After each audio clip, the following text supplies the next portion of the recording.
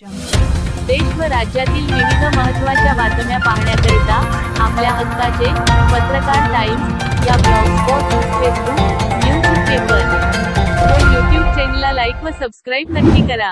धन्यवाद. आज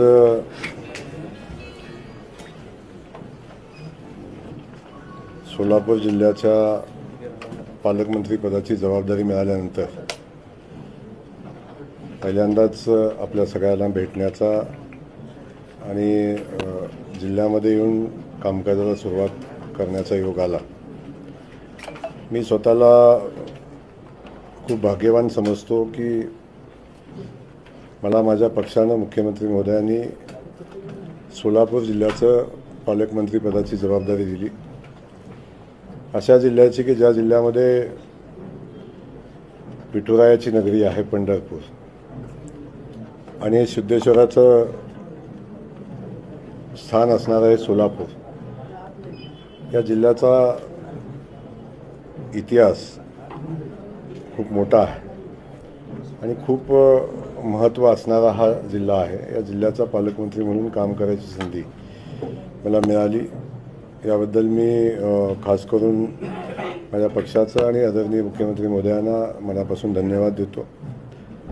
आणि आज आपल्या सगळ्यांचं मी मनापासून या ठिकाणी स्वागत करतो. आपण सगळेजण या ठिकाणी आला. औपचारिकता म्हणून आज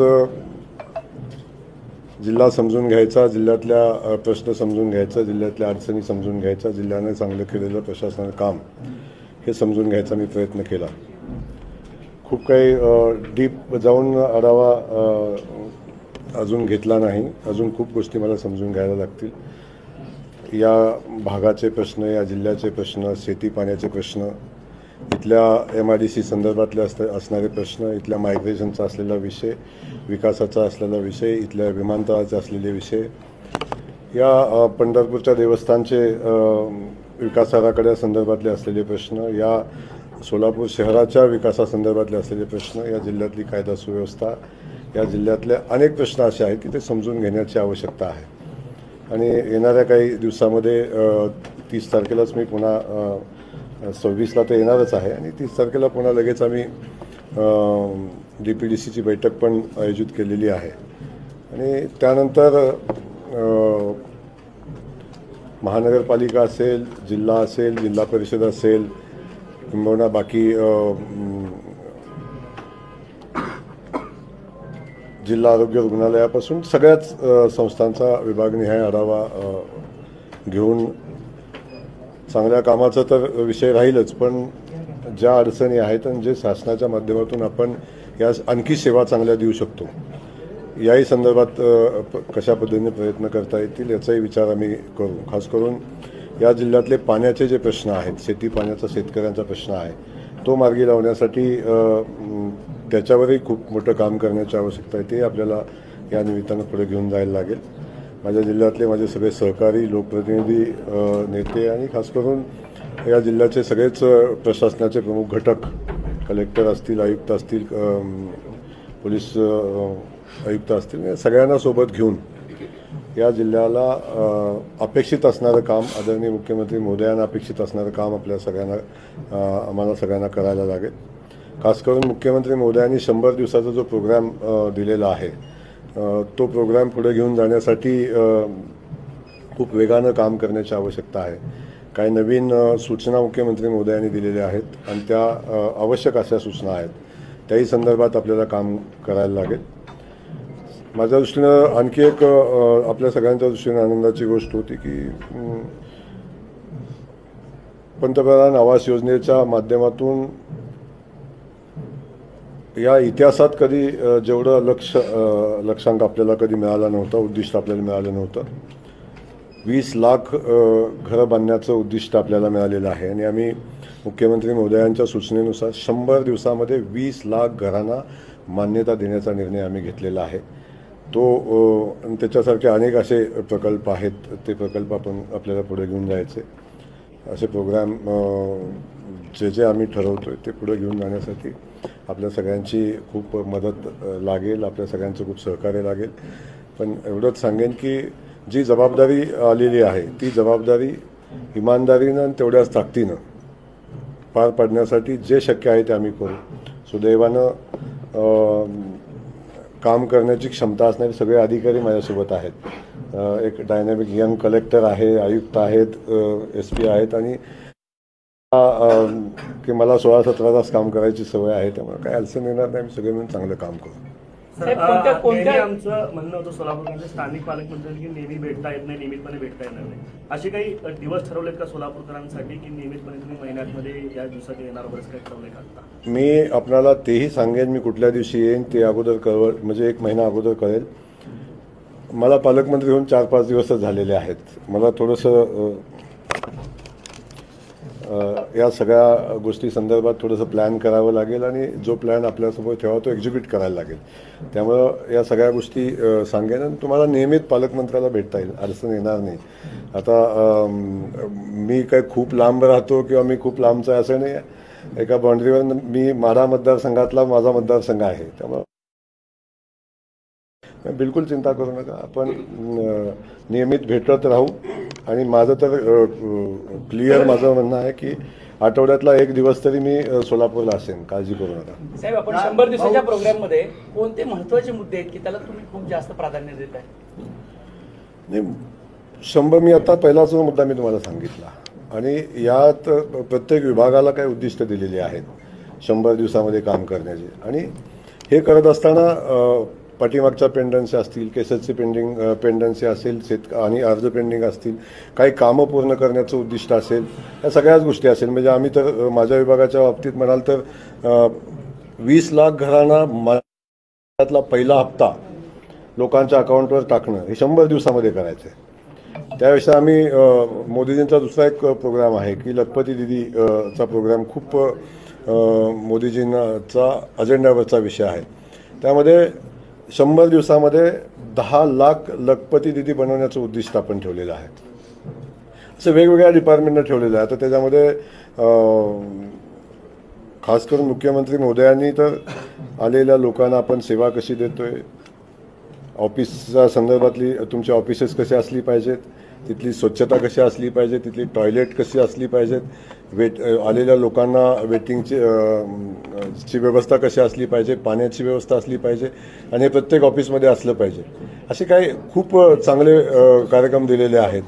त्याच्यामध्ये अनेक गोष्टी आहेत की त्या लोकांना जास्तीत जास्त सेवा आपण कशा देऊ शकतो, लोकांना जास्तीत जास्त प्रशासन सोपं कसं करून देऊ शकतो, याही संदर्भातल्या काही गोष्टी मुख्यमंत्री मोदयांनी सांगितलेल्या आहेत त्या आणि त्याची अंमलबजावणी. आता पहिला 100 दिवसाचा प्रोग्राम आहे. सरकार तर 100 दिवसामध्ये सोलापूरची विमानसेवा आहे का? बिलकुल विमानसेवेचा विषय आहे. विमानसेवा आता आपण समजून घेतलं. मी तुम्ही सांगतो की जो विषय मला आता समजून घेऊ द्या काय आहे, पण मी 100 दिवसाच्या आत आपल्या विमानतळाचा जो विषय आहे तो मार्गी लावण्यासाठी आता अडचण येणार नाही. आपण तो मार्गी लावू. कलेक्टर महोदयांनी त्याचा खूप चांगला फॉलोअप केलेला आहे. त्यांनी सांगितल्याप्रमाणे जर म्हटलं तर मला वाटतं 100 दिवस पण लागणार नाहीत अशी परिस्थिती आहे. पण आता अडचण नाही आहे. आता केंद्रीय उड्डयन मंत्री आपल्या पुण्याचे आहेत आणि ते माझे खूप जवळचे मित्र आहेत. त्यामुळे आता आपल्याला त्या खात्यापर्यंत पोचायला काही अडचण येणार नाही. त्याची तातडीची बैठक आपण वेळ पडली तर दिल्लीत लावू, मुंबईत करायची पण वेळ पडली तर आपण दिल्लीत लावून दिल्लीत जाऊन आपण तो विषय मार्गी लावू. हे दोन्ही 14 वर्षापासून आहे. पाणी आणि उजनी हे दोन्ही वर्ष 14 वर्ष झाले ते तारखा दिले जातात. कुठल्या पाणी आणि उजनीचे दुहेरी पाईपलाईनचे समांतर पाईपलाईनची योजना आणि विमानतळ हे दोन्ही विषय 14 वर्ष झाले तारखावरच चालते. आता मी आपल्याला सांगेन की मी ज्या मतदारसंघामध्ये काम करतो पिढ्यानपिढ्या दुष्काळ होता. पिढ्यानपिढ्याचा दुष्काळ होता की एकाही गावामध्ये पिण्याचं आणि शेतीचं पाणी नव्हतं एकाही गावामध्ये. आणि त्या तालुक्यामध्ये 80% गावांना कनेक्टिव्हिटी नव्हती. 80% गावांना बस जात नव्हती. त्या तालुक्याचा लोकप्रतिनिधी म्हणून मी काम केलं आहे. आणि पृथ्वीच्या अंतापर्यंत तिथं पाणी येणार नाही अशा पद्धतीचा म्हणणारी लोक किंवा त्या खात्याचे मंत्री मुख्यमंत्री मी अनुभवले बघितले. त्या तालुक्यातला 70% भाग आज पाण्याखाली आहे. 100% गावांना कनेक्टिव्हिटी आहे. 100% गावांना हे करायला किती वर्ष लागली मला? 15 वर्ष लागली.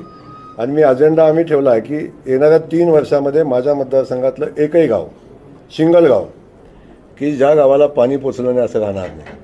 आणि तुम्हाला माहिती आहे, तुम्ही सगळे पत्रकार आहे, दुष्काळ म्हटल्यावर मान आणि खटाव हे नाव येतं, पण या नकाशावरनं दुष्काळी गावाच्या यादीतनं मान खटाव निघेल अशा गोष्टी शक्य होतात. तर हे तर खूप पाणी आहे, विमानतळ तयार आहे, त्याच्यात काय टेक्निकल गोष्टी आहेत. दुहेरी पाईपलाईनचं काम अंतिम टप्प्यात मॅडमने, आता मी आढावा घेतला त्याचा, अंतिम टप्प्यात आहे. आणि ते कदाचित हे सगळं माझ्या कालखंडात मी पालकमंत्री असताना पूर्ण व्हायचं होतं म्हणजे राहिलं होतं, होऊन जाईल. आता सोलापूरच्या जड वाहतुकीचा मुद्दा जो आहे तो प्रचंड गंभीर आहे. आता तुम्ही बोलत असताना फोन येतोय की लगेच पुन्हा तिथं बोरामण नाक्याला पुन्हा एक माणसाचा ऍक्सिडेंट झालेला आहे.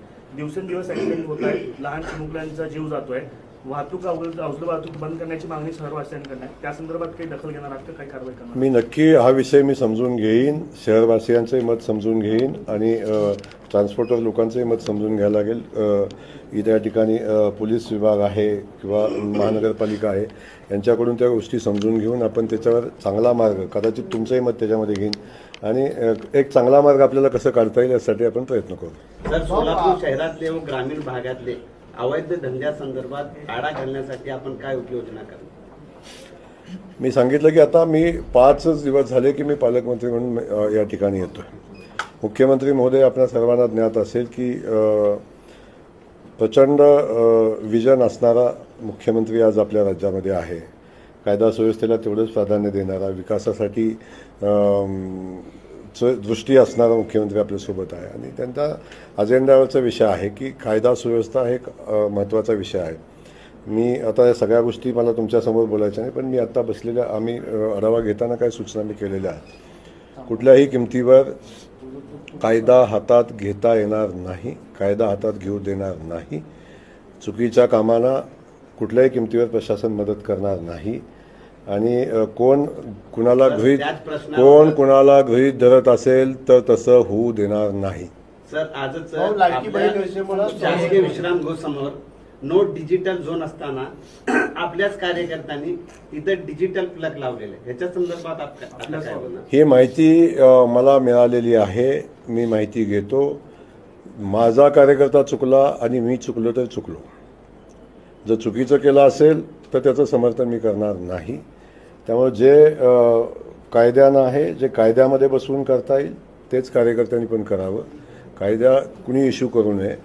प्रशासनानंही पण याची काळजी घ्यावी. लावल्यानंतर काढण्यावरून फाडण्यापेक्षा लावायच्या अगोदरच दक्षता घ्यावी. या सगळ्याच गोष्टी आपण सगळ्यांनी केल्या पाहिजेत. त्यामुळे चिंता करू नका, कुणालाही कायदा हातात घेऊ दिला जाणार नाही. भाऊ, प्रशासनाने कारवाई केली होती, हे काढलं होतं, पुन्हा आपल्या कार्यकर्त्यांनी लावलं आणि कायदा सुव्यवस्थेचा प्रश्न निर्माण केला. त्याच्यावर आपण कार्यकर्त्यांना समज देणार का? मी आपल्याला आत्ताच सांगितले, कायदा मोडायचा अधिकार मला नाही, कार्यकर्त्यांना कसा असेल. त्यामुळे कायद्याची पालन कार्यकर्त्यांनी केलं पाहिजे, नेत्यांनीही केलं पाहिजे आणि अधिकाऱ्यांनी केलं पाहिजे. कायदा फक्त कार्यकर्त्याला लागू होणार नाही, तो अधिकाऱ्यांनाही लागू होईल.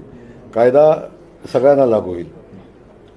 कसा मेसेज जातो की काल महसूल मंत्री आपले राधाकृष्ण विखे पाटील म्हणाले की वाळू ट्रकवरती कारवाई करू नका, आपले डिजिटल लावले आणि त्याच्यावरती कारवाई करू नका, असे आपल्याकडून मेसेज गेले अधिकाऱ्यांना आणि त्यामुळे जवळपास 100 डिजिटल आपले बेकायदेशीर लागले. असा मेसेज जर तुमच्याकडे असला तर मला द्या.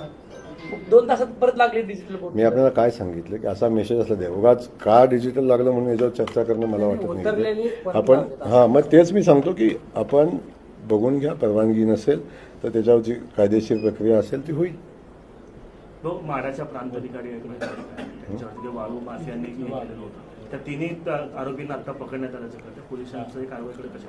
नाही, बिलकुल. मी आत्ताच मगाशी आमची SP साहेबांशी, कलेक्टर मोदयांची आमची चर्चा झाली.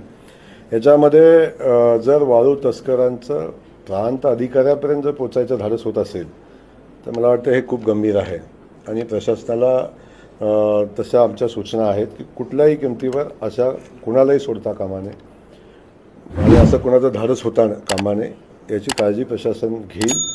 आणि आता कारवाई तर केलेली आहे, पण कारवाई कशी करावी या संदर्भात मी अनऑफिशियल चर्चा केलेली आहे. आपल्या हक्काचे पत्रकार टाइम्स न्यूज चॅनेलला सबस्क्राईब करा. धन्यवाद.